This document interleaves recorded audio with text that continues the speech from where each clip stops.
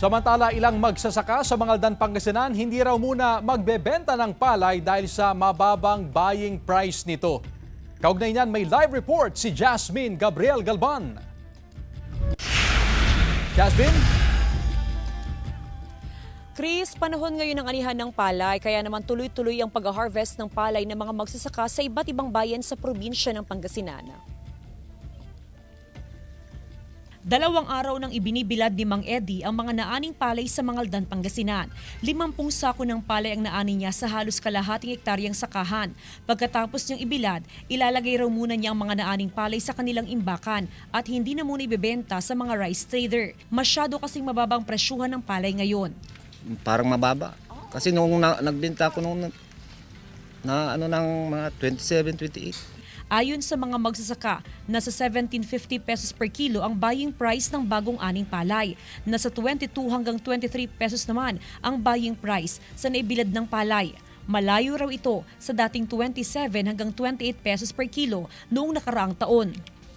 Kasabay ng anihan ng palay, patuloy ang panawagan ng National Food Authority sa mga magsasaka na magbenta ng palay sa kanilang ahensya. Malaking tulong ito para matiyak ang food security, lalo na sa panahon ng kalamidad.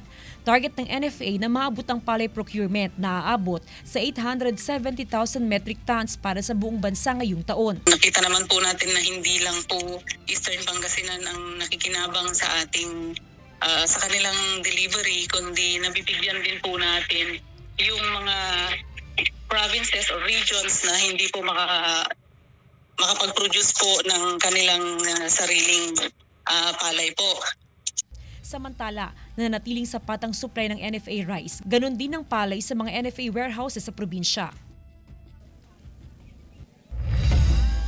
Chris, dito naman sa bayan ng Mangaldan, 70% na katumbas ng 1,420 hectares na palayan ang naani na at nasa 5.1 metric tons na ng palay ang naani ayon sa Agriculture Office. Kung tataas daw ang presyo ng palay ay malaking bagay ito sa mga magsasaka kung kaya naman kinukonsider nila yung possibility na sila ay magbenta na ng palay sa mga rice trader o rice miller. Samantala, Chris, sinasamantala din ng mga magsasaka hindi lang sa Mangaldan, Pangasinan, kundi sa iba't ibang bayan sa probinsya ng Pangasinan ang napakainit na panahon. Kaya naman kahit na hapon na, makikita natin, Chris, na napakaraming palay yung nakabilad dito sa ating kinaroroonan. And actually, hindi lang sila mga farmers mula sa Mangaldan, Pangasinan. Karamihan ay galing din sa may bayan ng San Fabian, galing sa Mapandan at sa may San Jacinto, na tuloy-tuloy yung pagbibilad ng palay para kahit paano after 2 or 3 days ay pwede nang maipakiskis o di kaya ay maibenta